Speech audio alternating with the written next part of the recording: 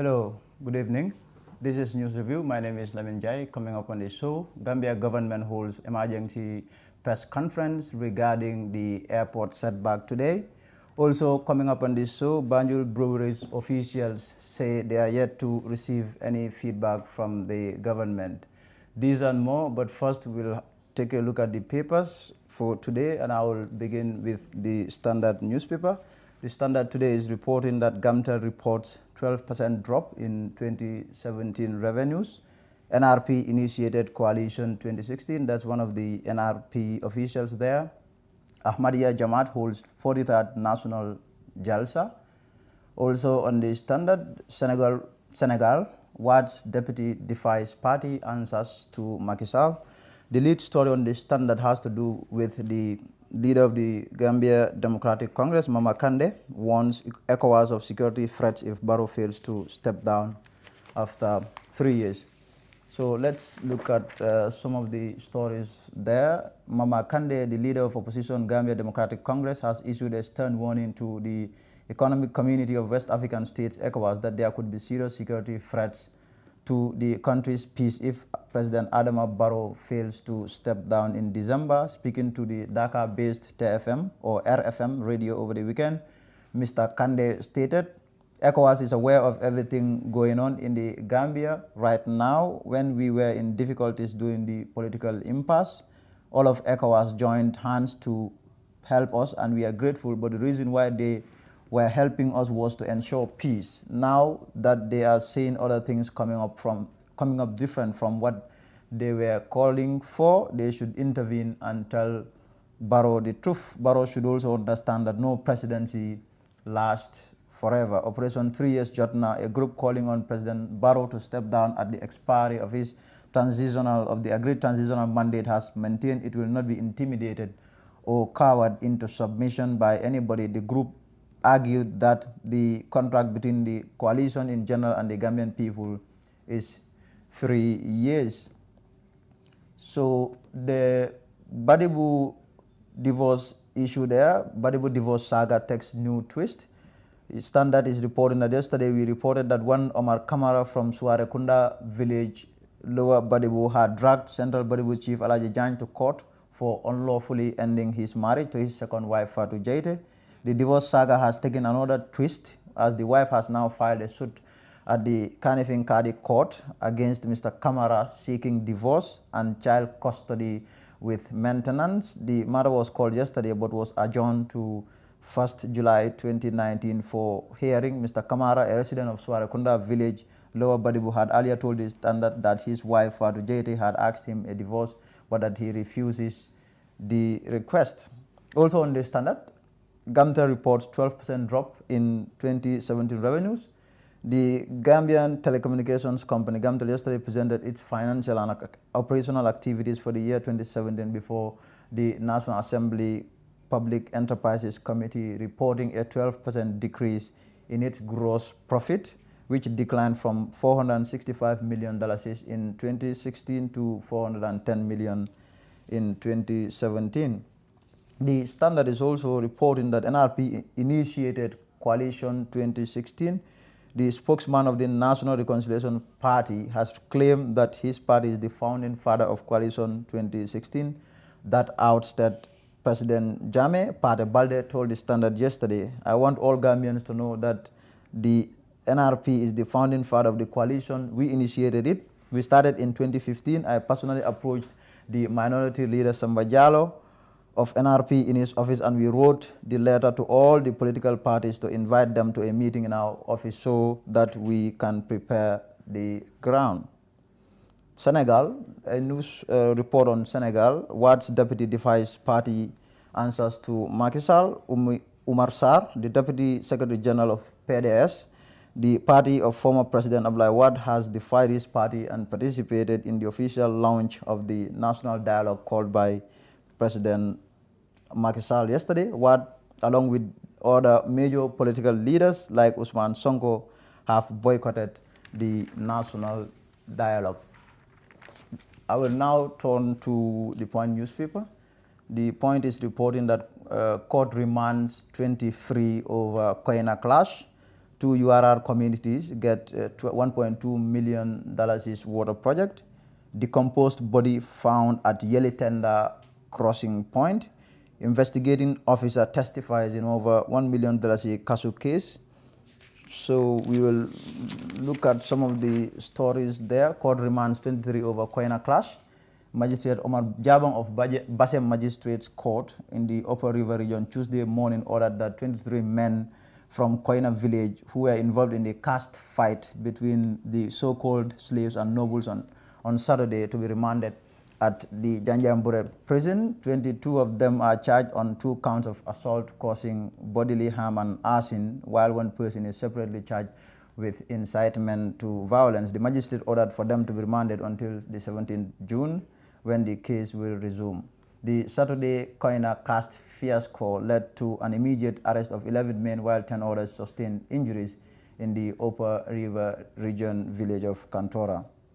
2 URR communities to get $1.2 million water project. The Upper River region URR communities, Sakabari and Tabuchinde in Sandu district, have secured a $1.2 million water supply project from Sheer Gold Limited, a United Kingdom global company with a key focus on innovation, initiative, and creativity. According to the point, a decomposed body has been found at Yelitenda crossing point. The body of an unidentified person was over the weekend found at the Yelitenda riverside by security personnel in the area. The decomposed nature of the body makes it difficult for people to identify whether the body was in fact a man or a woman. However, a source that spoke to the point on the condition of anonymity confirmed that the body was found around the riverside. The body was already decomposed, and that makes it hard for security personnel and the medical team that visited the scene to identify whether the body was a man or woman, our source added. So that will be all for the papers. We will go to our first story there, where the Gambia government on Wednesday called an emergency press conference regarding Tuesday's airport incident, where a plane which was bound for the UK suffered a burst tire. All flight operations have since been suspended, but the government on Wednesday said they said bird strike was in fact the main reason behind the issue. But the government is also saying that there will be a massive cleaning exercise at the airport area on Saturday. More in this report. It is very important that the country is aware at the highest level. The President has taken up the issue. On a follow-up to yesterday's press briefing by the Honorable Minister of Tourism, the Honorable Hamad Ba, the situation surrounding the airport, and so forth. His Excellency the President is seriously committed to this issue and would like communities living around the area to support the processes government has put in place, so that as a people, we will be able to definitely deal with this emergency. Today, a meeting was convened here at the Office of the President. A technical committee, a task force was set up by His Excellency the President that looked at all of the parameters. And we have concluded that the causes of the problem has a lot to do with ourselves, with Gambians, ourselves. The manner in which we deal with our environment, waste disposal. All these are elements that are attracting birds and other ruminants that affect the smooth operation of our airport. With me here is the Director General of the Department of Strategic Policy and Delivery, Mr. Nyangado. The Office of the President is spearheading this, getting all the sectors together on one page so that we can have a robust emergency rapid response to this situation. The department is happy that the matter is under control. We have emerged with specific measures that is going to address this emergency. But beyond that, it has to do with the attitude of our own people. We must begin to be responsible with our environment. We dump everywhere. And it's our responsibility to clean our environment, but indiscriminate dumping, particularly around the vicinity of the airport, everywhere else, but particularly around the vicinity of the airport, the old Yundum, the new Yundum, around the periphery, the airport periphery, all the way down to Brikama, attracting birds, vultures, all types of birds, because we are encroaching on their habitat. And we have only one airport in this country, only one airport. That is Banjul International Airport. We cannot afford to play with safety. We have a vital sector of our economy, tourism, is dependent on the economy, tourism. And tourism is closely correlated with the airport. It is important that we are able to assure continuous safety of aircrafts coming into our country. But the attitude of our people have to change. On Saturday, the task force is going to spring into action to ensure that all the circumstances that are attracting birds and other ruminants that could pose threat to flight would be neutralized. There's going to be massive environmental cleaning, and we want the communities themselves to come out and support. The communities in New Yundum and Old Yundum, around Busumbala, Lameng, Kobaruko, Jabang, Brikama, all of them, we expect them to come out and support in their numbers themselves, support the security forces, support the task force and its constituent members. It is very important that we take this serious and that we change our attitude in the way we dispose waste indiscriminately. The President has found this very necessary and important. That's why he has given us the responsibility to coordinate the stakeholders in this endeavor to ensure that we are able to remove the dump sites.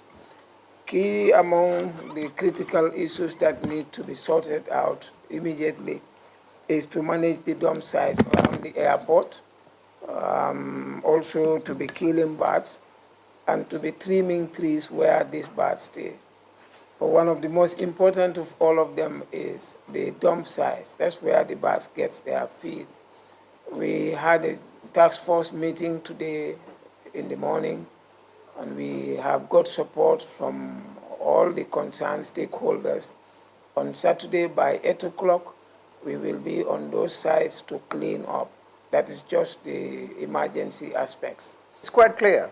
We cannot continue to do this. We cannot continue to play with the environment, particularly in strategic and sensitive situations like that. And as you had indicated, the Department of Strategic Policy and Delivery will be very, very robust in ensuring that the President's priorities are fulfilled. And this is a priority for the state. So I am appealing to communities that live around, particularly the airport vicinity, to manage their refuse, their household refuse effectively. And particularly, I'm also appealing to those around the markets in the area, because all of these things attract. Now, we should not be in the habit of throwing garbage everywhere. Government has a role to play, and government is performing part of this role. Of course, there are constraints in terms of resources and otherwise, but the rest has to do with attitude. If you have a refuse in your house, or you are in a vehicle, why should you just throw it away and go on your own? Or you are in a market area, you are a fishmonger, you sell fish, you just remove the scales and everything and just scatter it all over, regardless of concern for other citizens as well. Some of these have to do with our own attitude of our own people. But the strategy is to put an end to this in the long term. The immediate measure that have to do with this bird strike around the airport is of fundamental importance to government. And so, on Saturday, government is going to mobilize sufficient resources in order to make sure that we are able to deal with the immediate threat satisfactorily. Now, but because the communities have a role to play, the alcalos and the VDCs and the imams around this vicinity, around the area, the airport perimeter area, must all come out on that day to support us. We need the young men to come out because we will be in your area, And when you see the task force and its mobilization, we are there to clean up the mess that the community have placed there, which is jeopardizing the overall national interest. This has become an emergency national issue, national security issue. TAF Africa Global is pleased to launch Dalaba Housing Estate. Dalaba Housing Estate is our newest estate located on the Sukuta Jabang Road. You can buy a finished 2 or 3 bedroom house or service plots accompanied with a free fence and gate. So, Banjul Breweries on Wednesday voiced concern regarding the tax saga, that's the tax hike saga. They are saying that the government has not given them any feedback since negotiations began between the brewery and the government. Bori Dabo is the country sales manager of Banjul Breweries Limited. Thank you very much for coming to Banjul Breweries Limited to get an update on our situation with regards to the excise tax hike from 10% to 75%. It's unfortunate, up to date, after all the movement that we have done, I'm not aware of any feedback from the Minister of Finance. I know our team, that's the Managing Director and the Secretary General, did meet them, make the our concerns known, provided figures, and they were asked to suggest a rate. That was done. And the same meeting, they too were asked to come back and get them more figures with regard to our turnover and so on. That was also done. We had hoped that last Monday we could have got some information from them, but up to Monday and even up to today, we've not got any update from them. I know there are movements going in because we are listening, and at what level I will not be able to ascertain that, but I know movements have been done. We have made our part. We've made suggested rates to them that we feel would help to ease the situation, both on the company and on the tourism side and our consumers. Well, actually, you know, when this situation started, actually, for the fact that we have been talking to government through the Minister of Finance, and there were no replies to our letters, and then what we narrated in those letters was that we will have to take some social measures, and by that we mean to cut down the number of staff. That means some staff would have to be laid off, and obviously that was done. The first part was done. We were, in fact, supposed to do the second part last week, but we felt, hence we've started open, and the window has been open for us to engage them. We were invited because we were written to on the 7th of May, and our team met them on the, I think on the 9th, if I'm right, and discussions were made with the technicians of finance and trade. It was during that they asked their opinion on what rate they think would be better for the company, and this was also made. In fact, we suggested 15%, 15% for the fact that at 75%, we have already paid for what we have paid last year. So we cannot continue with the 75. So at least at 15, we believe that will be reasonable enough for us to wind up the year. And then when we come to December, for the following year, come 2020, they could increase it by 5%. That was a suggestion, at least that will make gradually, you know, depend on how many years they want to roll the 75%. So we made that suggestion. We could have laid off another 25 last week, but because we opened up that window, and then we had hope that they would come back to us, and then, you know, at least if suggestions, hence we've suggested, if they too come and said, okay, this is what you have suggested, but we also want it this way. You know, we negotiate. I think that's what we thought would have happened. But then that negotiation between us is not happening. I know parliamentarians are also aware of, because we were invited, we made our concerns known, we've given them our figures, and then they too, because they were the ones who voted it in, whether it was for properly scrutinized or not. But actually, that's the case. We've met them, we've made our concerns known to them, and then we provided them with figures, and we hope when they resume, they will look at this issue because it's a very important one that has a lot to do for the Gambian market, especially our top. Hey, what are you doing here? I'm going to replace my AfriCell 3G SIM card. Why use a 3G SIM card when you have a 4G phone? Replace your 3G SIM card today for the real AfriCell 4G SIM and receive 1 GB of internet data for free. Really? Yes. So it is nearly 3 years now since Buba Jammeh of Gunjur was killed during a deadly land dispute. Jammeh was allegedly shot dead in March of this year following a conflict between the communities of Gunjur and Berending over land. His alleged murderer is still at large, and some sections of the community of Gunjur have accused the police of dereliction of duty before and after the macabre incident. More in this report. The Gambia Police continues to face a daily use of criticisms for their perceived failure in preventing a clash that led to a murder of a Gunjur man nearly 3 months ago. The community of Gunjur is still reeling from the grisly killing of one of their own in a deadly land dispute that many say could have been prevented if the police had adopted the right measures.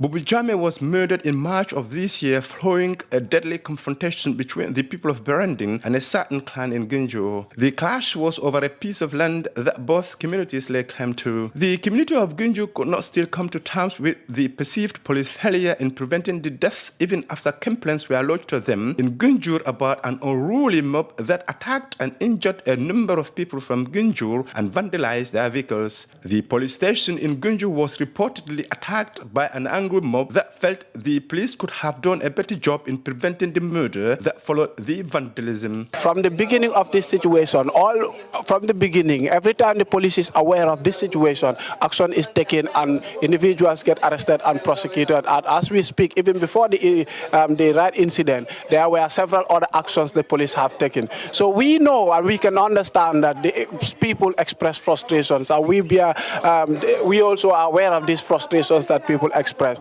But we are doing everything possible to ensure that justice takes its course. What we do is enforce the law, and we ensure that whoever reports cases, whatever cases reported to the police, whatever situation is going on, we take the right intervention. And I'm sure we are aware, as far as our awareness is concerned, this is what we have been doing in the Gunjur incident. We want the public to also understand, especially the people of Gunjur, to understand that as far as peace and tranquility is concerned, these are matters that definitely can be handled in the following the due process. People, like I keep saying, must not take the law into their own hands. Once a situation happens, you're not supposed to take it into your own hands as far as the law is concerned, but follow the due process of the law, and also have the patience to be able to follow the process. Whatever the law comes out with, there is always another avenue if you are not satisfied with even what the law says. Another avenue is open for you to appeal or to re-appeal and so on and so forth. So we want the people also to understand this with the police so that they can always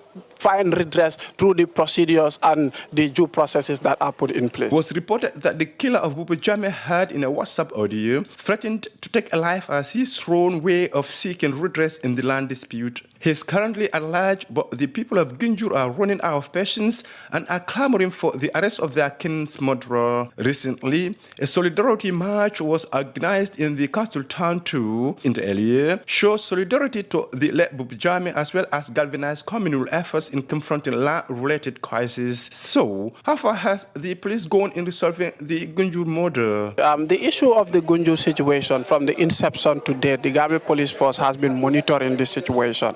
And as we speak, the Gambia Police Force has constituted a panel of investigation that is monitoring the situations in the Gunjur incident. And they are on standby, and they are always there to ensure that they follow up all the bits and pieces as far as the Gunjur situation is concerned. And so far so good. We have put across information to the general public about whoever knows the whereabouts of this particular culprit, who is Buba Drame, you can also supply the police with the relevant information so that his arrest will be easily facilitated. And we know that the Gambia Police Force is making several efforts. We may not be able to tell you the efforts that we are making, and perhaps this is the frustration that the people of Gunjur are faced with. But equally, we too were faced with the same challenges. But we are making sure that our panel of investigators are right there all the time, and they are constantly monitoring the situation. And we hope that with the collaboration of the public and also support from anyone who is concerned,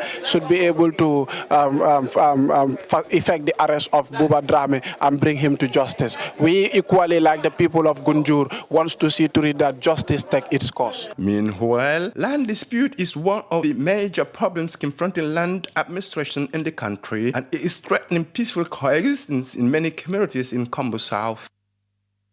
The Gambia Police continue